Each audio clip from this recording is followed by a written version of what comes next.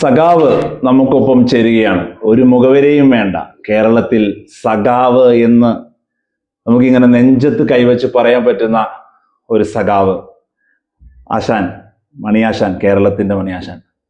സ്വാഗതം. സ്വാഗതം. എങ്ങനെ തോന്നുന്നു? ഭരണം തുടർച്ച തന്നെ ഉറപ്പിക്കാലോ അല്ലേ ആശാനെ? ഭരണ തുടർച്ച കിട്ടുമെന്ന കാര്യത്തിൽ സംശയമില്ല. മറ്റ് ബദൽ സംവിധാനം ഇല്ലല്ലോ. ദേശീയ തലത്തിൽ BJP ആണ് ഭരിക്കുക. അവർക്ക് ഇവിടെ തിരിപ്പൊന്നുമില്ല. പുറത്ത് വോട്ട് പിടിക്കും. അവരുടെ കയ്യിൽ രാജ്യം എത്തിച്ചു കൊടുത്തത് കോൺഗ്രസ്സാണ്. അവരാണല്ലോ 47 മുതൽ അധികാരത്തിലിരുന്നത്. അവസാനം ഗാന്ധിജിയെ കൊന്നോട്ട് കയ്യിൽ എത്തിച്ചു കൊടുത്തു എന്ന ദുരന്തം രാജ്യത്തിന് സംഭാവന ചെയ്തത് കോൺഗ്രസ് ഗവൺമെൻറ്റുകളാണ്. അവർ പിടിമുറുക്കി ഹിന്ദുവർഗീയ ഹിന്ദുരാഷ്ട്രമാക്കി രാജ്യം മാറ്റാനും അങ്ങേയറ്റത്തെ വികൃതമായ നിലപാട് നരേന്ദ്രമോദിയുടെ ഗവൺമെൻറ് സ്വീകരിച്ചുകൊണ്ടിരിക്കുക. ഇത്തരൊരു സാഹചര്യത്തിൽ രാജ്യത്തെ ഈ നിലയിൽ എത്തിച്ച കോൺഗ്രസ്സിന് ഇവിടെ വലിയ പ്രസക്തിയൊന്നുമില്ല. കേരളത്തിൽ ഒരു മടുപ്പ് നിഷ്പക്ഷ വോട്ടർമാരിൽ ഉണ്ടാകാൻ സാധ്യതയുണ്ടോ? 10 വർഷമായില്ലേ, മാറട്ടെ, ഒന്ന് മാറി. അങ്ങനെ ഒന്ന് മറിച്ച് പിന്നെ ബദൽ ആര്? എന്ത് ബദൽ? സ്ട്രോങ് അല്ല, അത് സത്യമാണ്. ബദൽ എന്ത്? ബദലില്ല പിന്നെ എന്ത്? ഞാൻ പറയാം, ഞങ്ങളുടെ ഗവൺമെൻറ് കേരളത്തിൽ ചെയ്തതുപോലെ കാര്യം ഏത് UDF ഗവൺമെൻറ് ചെയ്തു? ഈ കേരളം കൈവരിച്ച നേട്ടം പോലെ ഇന്ത്യയിൽ ഏത് സംസ്ഥാനത്ത് ഈ നേട്ടം കൈവരിച്ചു? ഇതെല്ലാം നോക്കണം ആളുകൾ, സാമാന്യ ബോധമുണ്ടെങ്കിൽ. UP നോക്ക്, ഇന്ദിരാഗാന്ധിയുടെ നാടാണ്, നെഹ്റുവിൻ്റെ നാടാണ്. അവിടെ എന്താ സ്ഥിതി? ഞാനിവിടെ എല്ലാം പോയിട്ടുള്ള ആളാണ്. UPയിലെ, മധ്യപ്രദേശിലെ, ഡൽഹിയിലെ, ബംഗാളിലെ, തമിഴ്നാട്ടിലെ, കർണാടകയിലെ, ആന്ധ്രയിലെ, ഹൈദരാബാദിലെ, ഡൽഹിയിലെ എല്ലാം പോയിട്ടുണ്ട്. കേരളത്തിലെ CPM BJP ഒരു കാര്യമാണ്. ഇന്ന് കേരളത്തിലെ ഒരു അന്തരീക്ഷം ഇന്ത്യയിൽ BJP ഭരിക്കുന്ന ഏതെങ്കിലും സംസ്ഥാനത്തുണ്ടോ? ഒരു സംസ്ഥാനത്തും ഇല്ല. BJPയുടെ കയ്യിൽ ഭരണം എത്തിച്ചു കൊടുത്തത് കോൺഗ്രസ് ആണല്ലോ. ശരി, ആശാൻ പറഞ്ഞു തന്നെ മനസ്സിലായി. കേരളത്തിൽ CPM BJP ഡീലിനെ കുറിച്ച് പറയുന്നു. പിണറായി എന്നൊരൊറ്റ അച്ചുതണ്ടിൽ ഒരു പാർട്ടി കറങ്ങുന്നു എന്ന് പറയുന്നു. പിണറായിക്ക് തോന്നിയ രീതിയിലുള്ള തീരുമാനങ്ങൾ എടുക്കുന്നു എന്ന് പറയുന്നു. ശൈലജ ടീച്ചറിന്റെ പേരാവൂരിലേക്ക്, അതിലൊക്കെ പാർട്ടി നയം വ്യക്തമാക്കി കഴിഞ്ഞു. എന്തുകൊണ്ടാണ് മട്ടന്നൂരിൽ നിന്ന് പേരാവൂരിലേക്ക് KPCC പ്രസിഡന്റ് മത്സരിക്കുന്ന മണ്ഡലത്തിലേക്ക് ശൈലജ ടീച്ചറിന് കൊടുത്തു? പാർട്ടി നിലപാട് വ്യക്തമാക്കുന്നുണ്ട്. പക്ഷെ വലത് സൈബർ ഇടങ്ങൾ, വലത് മാധ്യമങ്ങൾ മുഴുവനും പ്രചരിപ്പിക്കുകയല്ലേ. അവർ നിൽക്കാൻ വേണ്ടി എന്തെങ്കിലുമൊക്കെ പറയുന്നത്. അവര് നിൽക്കാൻ വേണ്ടി എന്തെങ്കിലുമൊക്കെ പറയണം. ഒന്നിപ്പം മുന്നണിയെ നയിക്കുന്നതും ഗവൺമെന്റിന്റെ മുഖ്യമന്ത്രിയും നായകനും പിണറായി വിജയനാണ്. പാർട്ടിയെ നയിക്കുന്നത് പൂവനമാഷാണ്. നേരത്തെ കോടിയേരിയായിരുന്നു. അവർ ഫലപ്രദമായ കാര്യങ്ങൾ കൊണ്ടുപോകുന്നു എന്നാണ് എനിക്ക് തോന്നിയിരിക്കുന്നത്. ഞാൻ പറയാം, 57 മുതൽ കമ്മ്യൂണിസ്റ്റ് പാർട്ടിയുടെ അധികാരത്തിൽ വന്നതിൻ്റെ എല്ലാ മെച്ചവും സംസ്ഥാനത്തുണ്ട്. അതിപ്പോൾ തുടരുകയാണ്. ഇപ്പോൾ തുടരുകയാണ്. ഇന്ത്യ രാജ്യത്ത് ഇതുപോലൊരു സംസ്ഥാനം ചൂണ്ടിക്കാണിക്കാനുണ്ടോ? ഇല്ല. ഞാനല്ലേ എല്ലാ സംസ്ഥാനത്തും പോയിട്ടുള്ള ആളാണ്. ഇതുപോലൊരു സംസ്ഥാനം ജനങ്ങളിൽ ഒത്തുമയുള്ള, ഐക്യമുള്ള, വികസനം നടത്തിയ, വിദ്യാസമ്പന്നരായ ഒരു സമൂഹം, വിദ്യാഭ്യാസ രംഗത്തെ മുന്നേറ്റം, സാമൂഹ്യ പരിഷ്കരണ രംഗത്തെ മുന്നേറ്റം, 62 ലക്ഷം പേർക്ക് പെൻഷൻ നൽകുന്ന സംസ്ഥാനം, സ്ത്രീകൾക്ക് പ്രത്യേകം 1000 രൂപ വെച്ച് സാമ്പത്തിക സഹായം നൽകുന്ന ഒരു സംസ്ഥാനം, 12 ഏക്കറിൽ കൂടുതൽ ഭൂമി കൈവശം വെക്കാൻ പാടില്ലെന്ന നിയമം കൊണ്ടുവന്ന ഇന്ത്യയിലെ ഏക സംസ്ഥാനം. ഇതൊക്കെ ഇന്ത്യയിൽ എവിടെ ഉണ്ട്? അത് കേരളത്തിൽ കമ്മ്യൂണിസ്റ്റ് പാർട്ടിയുടെ സംഭാവനയാണ്. തീർച്ചയായും. 57-ലെ EMSന്റെ ഗവൺമെൻറ്, 67-ലെ EMSന്റെ ഗവൺമെൻറ്, പിന്നീട് അധികാരത്തിൽ വന്ന ഗവൺമെൻറ്റുകളുടെ സംഭാവനയാണത്. ഇപ്പോൾ 2 ടേമായി തുടരുന്നു പിണറായി വിജയൻ നേതൃത്വത്തിൽ ഗവൺമെൻറ്.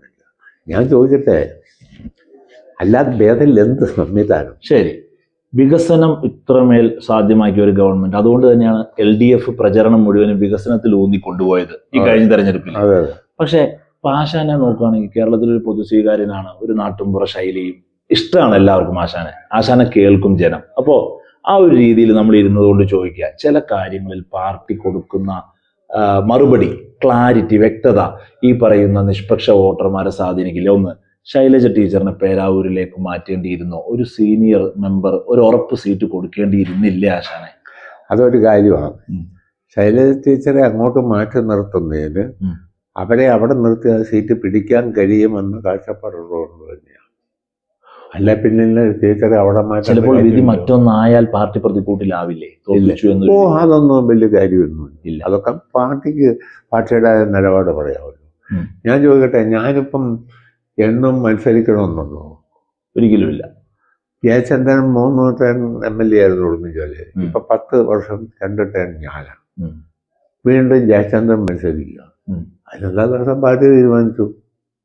ഒരു തടസ്സവും ഇല്ല. എനിക്ക് ഒരു അഭിപ്രായ വ്യത്യാസവും കാര്യത്തില്ല. എന്തുകൊണ്ടാ? എന്നാൽ ആശാന്റെ ഒരു വിശകലനം എന്താ? പാർട്ടി പാർട്ടി അങ്ങനെ സംസ്ഥാന സെക്രട്ടേറിയറ്റ് മെമ്പറാണ്. അതൊക്കെ വെച്ച് പാർട്ടി തീരുമാനിച്ച അത് സ്വാഭാവികമാണ്. അതിലൊന്നും വലിയ കാര്യമില്ല. അതിലൊന്നും ഇവിടെ തർക്കവും ഇല്ല. ആശാന്റെ പ്രവർത്തനങ്ങൾ MLA അല്ലെങ്കിലും തുടരുമല്ലോ ഈ നാട്ടിൽ. 10 വർഷത്തിന് അല്ലല്ലോ. 10 വർഷം കൊണ്ട് MLA എന്ന നിലയിൽ എനിക്ക് കഴിഞ്ഞ എല്ലാ കാര്യവും ഞാൻ ചെയ്തിട്ടുണ്ട്. മണ്ഡലമാക്കി മാറ്റിയിട്ടുണ്ട്. 100 കണക്കിന് കോടി രൂപയുടെ നിർമ്മാണ പ്രവർത്തനമാണ് നടത്തിയിരിക്കുന്നത്. റോഡെന്ന് പറഞ്ഞാൽ സൂപ്പർ റോഡ്. ഇടുക്കി ജില്ലയിൽ വരണം. ഇപ്പം നല്ല റോഡ് കാണുന്നുണ്ട്. തീർച്ചയായും. ആ നില കൊണ്ടുവരുന്നതിൽ ഞാൻ എൻ്റെ പങ്ക് വഹിച്ചിട്ടുണ്ട്. തീർച്ചയായും. നമ്മുടെ ഗവൺമെന്റ് വന്നു എന്നുള്ള ഒരു പ്രശ്നമാണ്. കരുണാകരനോ സതീശനോ അല്ലെങ്കിൽ ആന്റണിയോ ആണ് മുഖ്യമന്ത്രിയെങ്കിൽ ഇതൊന്നും നടക്കുകയില്ല. നമ്മൾ പറഞ്ഞാൽ ചെയ്യുമോ? ചെയ്യല്ല. ഒന്ന് പിണറായി വിജയൻ്റെ നേതൃത്വത്തിലുള്ള തുടർ ഭരണം, 57 മുതൽ EMSന്റെ ഭരണം, പിന്നീട് വന്ന ഇടതുപക്ഷ ഗവൺമെൻറ്റുകളുടെ സംഭാവന, അതെല്ലാം കൂടി ആണ് കേരളം ഇന്ത്യയിൽ ഏത് സംസ്ഥാനത്തെ കഴിഞ്ഞ് വ്യത്യസ്തമായി നിൽക്കുന്നതെന്നാണ് എൻ്റെ വിലയിരുത്തലും കാഴ്ചപ്പാടും. അത് മാത്രമാണ് സത്യവും. ശരി. ഒരു സീനിയർ നേതാവായിരുന്നു ജി സുധാകരൻ അമ്പലപ്പുഴയില്. പാർട്ടി ടൈറ്റ് ഫൈറ്റ് ഉണ്ടോ? മാധ്യമങ്ങളൊക്കെ അങ്ങനെ പറയുന്നുണ്ട്. എങ്ങനെ? ഒരു ശക്തമായ പോരാട്ടം, വിജയവും തോൽവിയും. ഒരു കാര്യമാണേ, ഞാനിപ്പോ സ്ഥാനാർത്ഥി അല്ലല്ലോ. കഴിഞ്ഞ 60 വർഷമായി പാർട്ടിക്ക് സേവനം ചെയ്ത ആളാണ്. അതിൽ 40 വർഷമായി സംസ്ഥാന കമ്മിറ്റി മെമ്പർ, 28 വർഷം ജില്ലാ സെക്രട്ടറി, മെമ്പർഷിപ്പ് കിട്ടിയപ്പം മുതൽ പാർട്ടി സെക്രട്ടറി, വൈശമാലി പഞ്ചായത്തിലെ ലോക്കൽ സെക്രട്ടറി, അത് കഴിഞ്ഞ് 5 പഞ്ചായത്തിലെ രാജാക്കാട് LCയുടെ സെക്രട്ടറി, അത് കഴിഞ്ഞ് 16 പഞ്ചായത്ത് അടങ്ങുന്ന ദേവളം താലൂക്ക് കമ്മിറ്റിയുടെ സെക്രട്ടറി, അതിൻ്റെ ഭാഗമായി തന്നെ ജില്ലാ കമ്മിറ്റി മെമ്പർ, ജില്ലാ സെക്രട്ടേറിയറ്റ് മെമ്പർ, 28 വർഷം ജില്ലാ സെക്രട്ടറി, 40 വർഷം സംസ്ഥാന കമ്മിറ്റി മെമ്പർ, 8 വർഷം സംസ്ഥാന സെക്രട്ടേറിയറ്റ് മെമ്പർ, 10 വർഷം MLA, 5 വർഷം മന്ത്രി. നാളെ ഞാൻ മണാകുണമെന്ന് പറയുന്നത് ശരിയാണ് ഈ പാർട്ടിക്ക്? പറ. എന്തുകൊണ്ടായിരിക്കും അങ്ങനെ പറയാൻ സാധിക്കുക? അത് പാളിച്ച വരും. വ്യക്തി ജീവിതത്തിൽ പാളിച്ചകൾ വരും രാഷ്ട്രീയ പ്രവർത്തകർക്ക്. പിന്നെ അവിടുത്തെ വല്ല പ്രത്യേക സിറ്റുവേഷൻ പ്രാദേശികമായി ഉണ്ടോന്ന് എനിക്കറിയില്ല. പാർട്ടിയെങ്കിലും ശക്തമായ പോരാട്ടം നടത്തി ജയിക്കുമെന്ന് ആശാൻ കരുതുന്ന അമ്പലപ്പുഴ അല്ലേ? പാർട്ടി ജയിക്കുമെന്ന് തന്നെയാണ് എൻ്റെ പ്രതീക്ഷ. ഒന്ന്, സുധാകരൻ അങ്ങനെ നിൽക്കാൻ പാടില്ല. ഞാൻ ചോദിക്കട്ടെ, ഞാനിപ്പോ സ്ഥാനാർത്ഥി അല്ലല്ലോ. ഇവിടുന്ന് എൻ്റെ പേര് പോയതാ. ചർച്ച ചെയ്ത് മാറ്റം വരുത്തിയത് പിന്നെ സംസ്ഥാന കമ്മിറ്റിയാണ്. എനിക്ക് അതിലൊരു അഭിപ്രായ വ്യത്യാസവും ഇല്ല. 10 വർഷം MLA, 5 വർഷം മന്ത്രി, 40 വർഷം സംസ്ഥാന കമ്മിറ്റി മെമ്പർ, 28 വർഷം പിന്നെ സംസ്ഥാന കമ്മിറ്റി അംഗം. ഇനി ഇത് കവിഞ്ഞ് ഈ പാർട്ടി എനിക്ക് എന്താ തരണ്ടേ? ഞാൻ നാളെ ഈ പാർട്ടിക്കെതിരെ പ്രവർത്തിക്കുന്നത് ശരിയാണ്. അല്ലാന്ന് എൻ്റെ ഒരു ബോധം. 10 വർഷം കഴിഞ്ഞ് കാഴ്ചപ്പാട് സുധാകരൻ ചെയ്തത് ശരിയായില്ലെന്ന് എൻ്റെ അഭിപ്രായം. തീർച്ചയായും. അവിടെ പിന്നെ പ്രാദേശികമായി എന്തെങ്കിലും പ്രശ്നം ഉണ്ടെങ്കിൽ അവിടെ പരിഹാരം കാണുമ്പോ സുധാകരന് ചെയ്തത്, അവിടെ മത്സരിക്കാൻ പോയത് ഒരു അപമാനമാണ്. അങ്ങനെ ഒരു കമ്മ്യൂണിസ്റ്റ് അല്ലാതായി എന്നാണ് എൻ്റെ അർത്ഥം. ഞാൻ പറഞ്ഞ തീർച്ചയായും എനിക്ക് ഇഷ്ടക്കേട് വന്നെന്നും പറഞ്ഞ് ഞാൻ 10 വർഷം MLA ആയിരുന്നു, ഒരു ടേൺ മന്ത്രി. ഉടുമ്പൻചോല മണ്ഡലത്തെ മണ്ഡലമാക്കി മാറ്റിയതിൽ ഒരു പങ്കെനിക്കുണ്ട്. ഇന്നത്തെ റോഡും ഏർപ്പാടും ഇടുക്കി ജില്ലയിൽ വന്ന ഈ റോഡെല്ലാം, ഇതിലെ നിങ്ങൾക്ക് വന്നപ്പം വന്ന റോഡെല്ലാം ഞാൻ കൊണ്ടുവന്ന റോഡാണ്, എൻ്റെ റോഡാണ്. എന്നെ ഇപ്പോൾ ഈ പാർട്ടി ഒഴിവാക്കി മാറ്റി ഇത്തോണ്ട് ജയചന്ദ്രനെ നിർത്തി.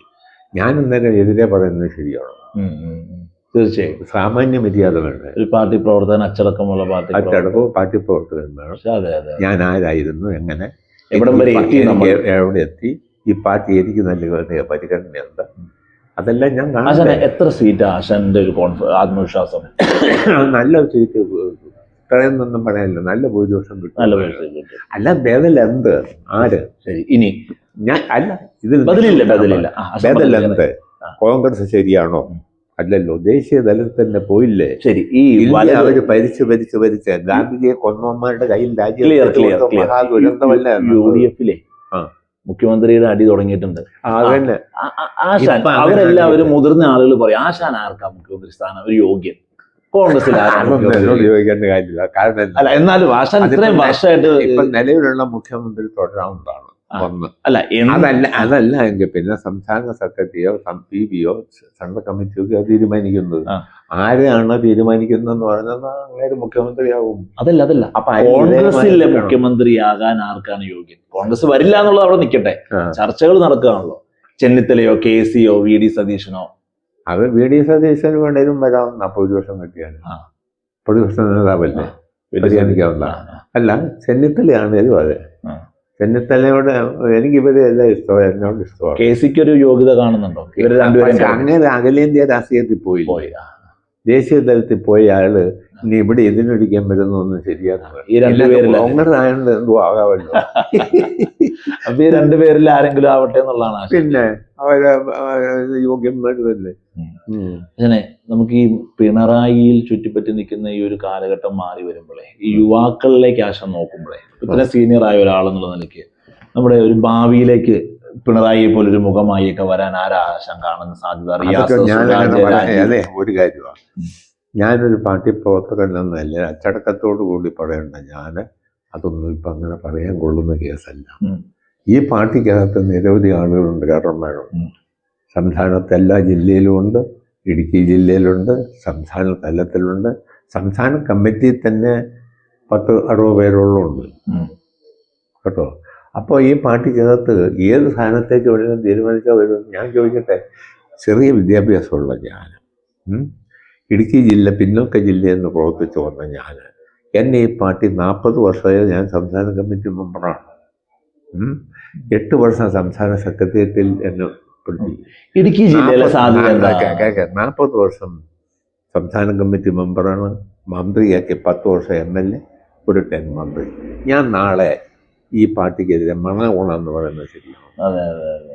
എന്താ ഈ ഇടുക്കി ജില്ലയിൽ ഒരു സാഹചര്യം? 5 സീറ്റ് ഇടുക്കി ജില്ലയിൽ 5 സീറ്റ് ജയിക്കുമെന്നാണ് എൻ്റെ പ്രതീക്ഷ. 5 തൊടുപുഴയിൽ പോലും ജയിക്കുന്ന തൊടുപുഴയിലും സാധ്യതയുണ്ട്.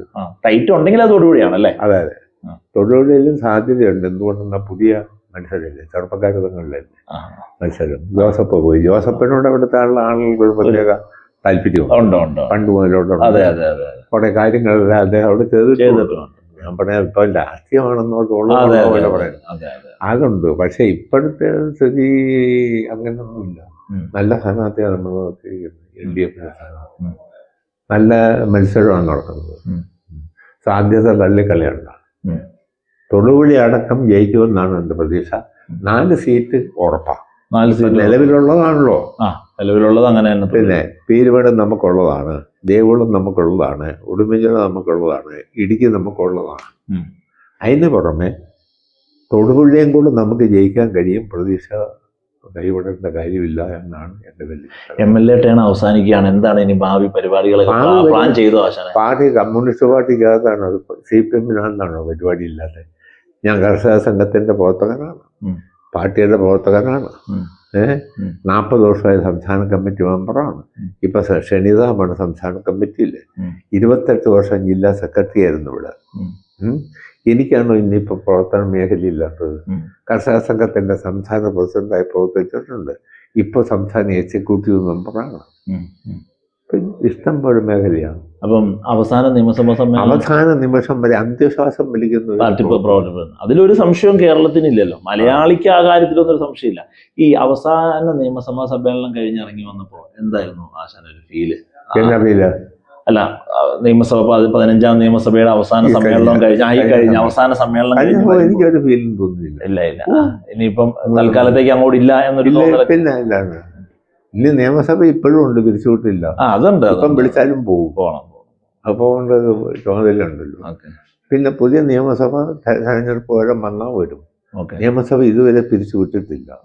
ഈ പാർട്ടിയിലെ മുതിർന്ന നേതാക്കൾ പിണറായി വിജയനൊക്കെ ആയിട്ടുള്ള ബന്ധമൊക്കെ എങ്ങനെയുണ്ട്? അങ്ങനെയൊക്കെ സ്നേഹസമ്പന്നമായി പെരുമാറുന്ന ആളാണ്. അതെ അതെ, അതെല്ലാവരും പറയുന്ന ഒരു കാര്യമാണ്. എല്ലാവരും അതെ. ഞാൻ പറയാം, എന്നോട് ഏറ്റവും സ്നേഹപരമായി പെരുമാറിയിരിക്കുന്ന ആളുകളെല്ലാം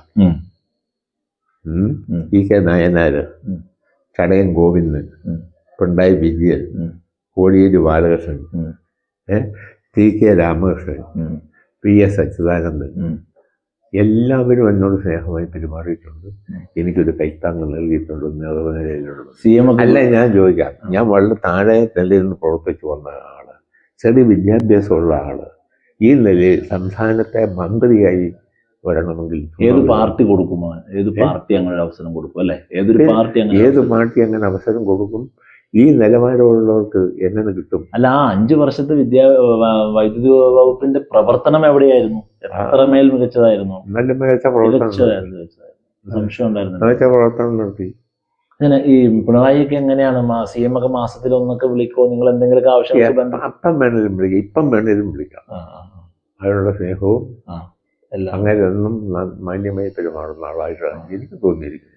ആളുകൾ പറയുമില്ല കർക്കശ കാര്യമാണല്ലോ, ചില കാര്യങ്ങളിൽ കർക്കശ മുഖ്യമന്ത്രിയല്ലേ, പിന്നെ മുഖ്യമന്ത്രിയാണ്, പാർട്ടി സെക്രട്ടറി ആയിരുന്നു, പാർട്ടിയുടെ PB മെമ്പറാണ്. ശക്തമായ ശരിയായ നിലപാട് വേണം. എതിരാളികൾ ആക്രമിക്കാതെ നേരിടാൻ നല്ല മൂർച്ചയുള്ള പദപ്രയോഗത്തെ നേരിടേണ്ടി വരും. അല്ലാതെ പിന്നെ എന്ത് എന്നാലും മണാമുണെന്ന് പറഞ്ഞിട്ട് വല്ല കാര്യമുള്ളൂ ഉണ്ടെന്ന് ഞാൻ കരുതുന്നില്ല. അതൊക്കെ കൊള്ളാം. ഞങ്ങളുടെ നേതാക്കന്മാർ ആരാ മോശം? നായനാർ മോശമായിരുന്നു, EMS മോശമായിരുന്നു, VS അച്യുതാനന്ദൻ മോശമായിരുന്നു. അതിലൊന്നുമില്ലല്ലോ, അതിലൊന്നുമില്ല. ഇപ്പം വന്നിരിക്കുന്ന കോടിയേരിയുടെ മരണം നമുക്ക് ദുഃഖകരമായി പോയി. അദ്ദേഹം നല്ല സെക്രട്ടറി ആയിരുന്നു, പോയി. ഇപ്പം പിന്നെ മാഷാണ്, അദ്ദേഹം നന്നായി നേതൃത്വം കൊടുക്കുന്നുണ്ട്. ഗവൺമെൻറ് ഒക്കെ നല്ല നിലയിൽ പോകുന്നു. മുഖ്യമന്ത്രി എന്ന നിലയിൽ നല്ല സേവനമാണ് പിണറായി വിജയൻ നടത്തുന്നതെന്നാണ് എൻ്റെ നിഗമനം. അദ്ദേഹം മുഖ്യമന്ത്രിയായിരിക്കുന്ന മന്ത്രിസഭയെ ഞാൻ പ്രവർത്തിച്ചല്ലോ ഒരു ടൈം. പിന്നെ ഇപ്പോഴാണേലും വിളിക്കാനുള്ള സ്വാതന്ത്ര്യമുണ്ട്, വിളിച്ചാൽ ആ നിലയിലേ പെരുമാറുള്ളൂ. സ്നേഹം വെച്ച് പുലർത്തുന്ന ആളാണ്. വളരെ ആളുകൾ പറയും പുള്ളി വലിയ കർക്കശക്കാരനാണ്. ആവശ്യത്തിനുള്ള കർക്കശം വേണം, അത് വേണം. ആവശ്യത്തിന് കർക്കശം ഇല്ല, പിന്നെ ഇതുകൊണ്ട് നടക്കാൻ പറ്റില്ല. ഒരുമാതിരി കുഴപ്പറഞ്ഞ ഏർപ്പാടാകും. പിന്നെ വളരെ സന്തോഷം, സന്തോഷം. ഓക്കെ.